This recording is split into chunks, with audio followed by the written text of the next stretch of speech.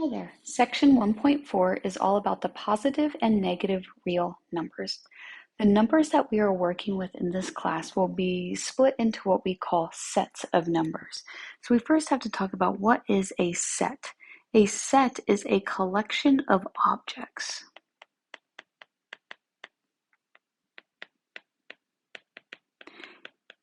And the objects that we are looking at are going to be numbers. There are two number sets. One is called the imaginary numbers, and the other is called the real numbers. We are not going to be doing very much with imaginary numbers in this class, but I at least wanted to mention them so you knew there was something else out there. You can recognize an imaginary number because there is a negative sign underneath a square root. But let's focus more on the real numbers. The real numbers are split into two number sets. They all belong to either the irrational number set or the rational number set.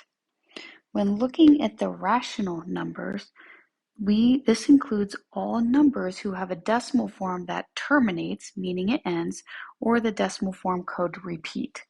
The other thing we notice about rational numbers is the first 5 letters spell ratio, which is a comparison of two quantities. So it looked like something of A to B. So it also includes all of our fractions as well, which is where the -3/8 and then 5/9 come from. Irrational numbers, though, those decimals do not repeat, nor do they terminate. So the irrational, the decimal, it does not terminate, nor does it repeat. So you can see, for example, here pi, we know pi will go on forever and there's no repeating pattern. And if we type into our calculator square root of 3 or the square root of 5, we get a decimal number. If you ever type a radical into your calculator and you get a decimal, we know it's irrational. Now, looking within the rational number set, there are 3 other subsets. Let's start with the inside and work our way out. The natural numbers, we've talked about these before in this class. The other name for those are counting numbers, 1, 2, 3, 4, so forth. All of the natural numbers and 0 make up what we call the whole number set. So the only difference between the whole numbers and the natural numbers is the number 0. And then we have the integers. What the integers are all of the whole numbers, which also include the natural, and all the opposites of them, which would be the negatives. Now, these 3 smaller sets, meaning not smaller, they're all the same size, but the 3 subsets, the integers, the whole, and the natural numbers, these, notice there are no fractions and no decimals.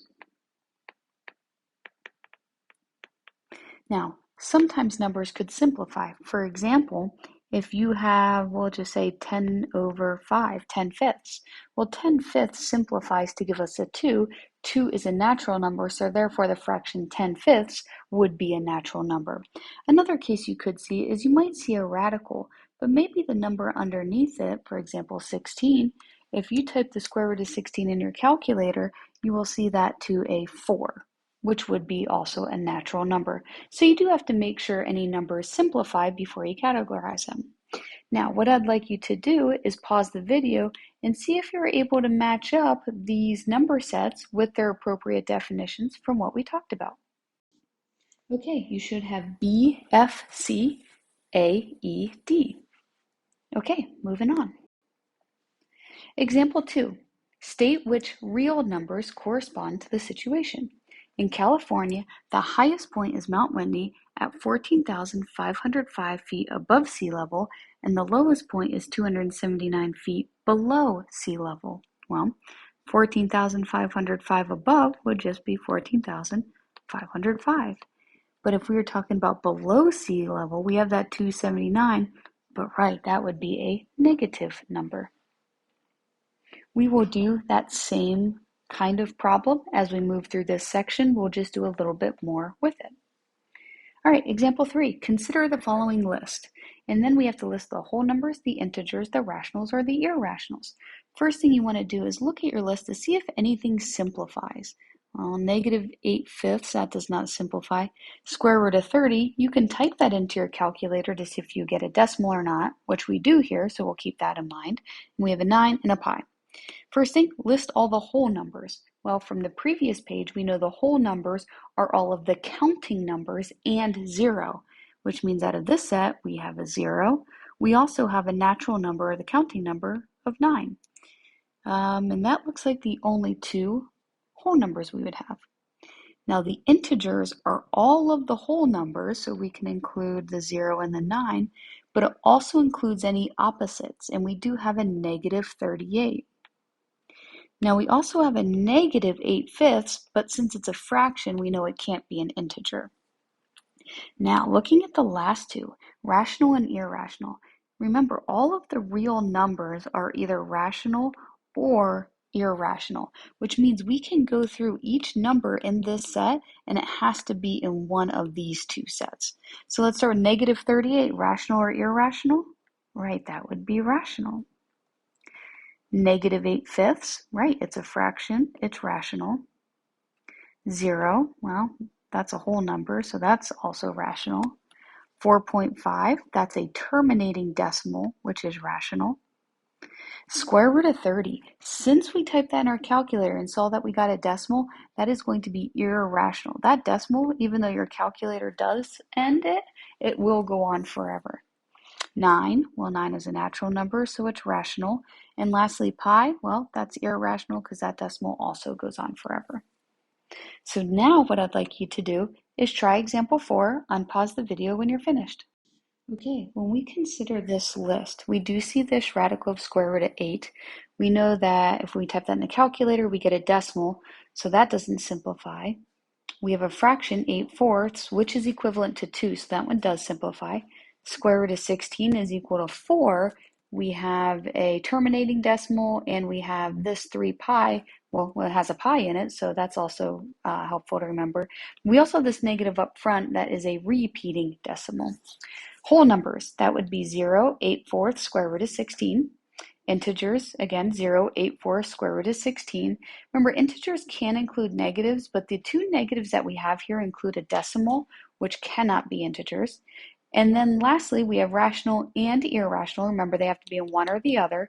The only irrational numbers we have are square root of 8 and 3 pi. The rest would be rational. Okay, last page here. Let's review inequalities. We have these two symbols. This first one means is less than, and the second one is greater than. We do have to be careful with the is less than sign because students often forget the word is, and that means something different. For example, if we see 5 less than x, that would translate to x minus 5 because less than means subtraction. But if we have 5 is less than x, that would translate to that. So we do have to be very careful what that word is. Example 5, negative 3 is greater than or equal to x can be rewritten as what? If we have the little line under the sign, that just means it could also be equal to. Well, we need to rewrite an inequality that has the same meaning as this. Easiest way to do it is look to see what the inequality sign is pointing at. It's pointing at the x in the original, so we have to make sure it continues to point at the x. Therefore, if we substitute a value into this one that makes it true, it would have to also make that one true. Good. Last idea here is absolute value. The absolute value is the distance a number is from 0.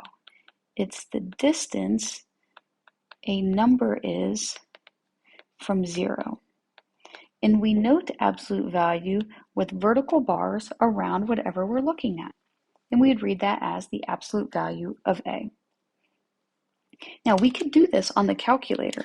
So on your calculator, if you press the math button and then go over to the right to the number heading, and then you select option 1, which says ABS, that's going to be your absolute value. And you can type all of these in. So for the first one, find the absolute value. A is the absolute value of negative 3. Well, That's just saying how far away from 0 is -3? Right, it's 3 places away. What's the absolute value of 7.2? Yep, that's just a 7.2. Absolute values will always produce a positive number because it's a distance. Example 7, we want to use an inequality symbol or an equal sign to make the sentence true. Before we can put that in, we have to make sure we simplify everything as needed. So in letter A, we have this negative sign out front and then the absolute value of 6.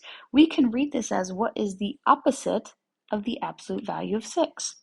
Well, we know that the absolute value of 6 is a 6, but then we have to bring down that negative, which simplifies then to a -6. So therefore, these two things would be equal to one another.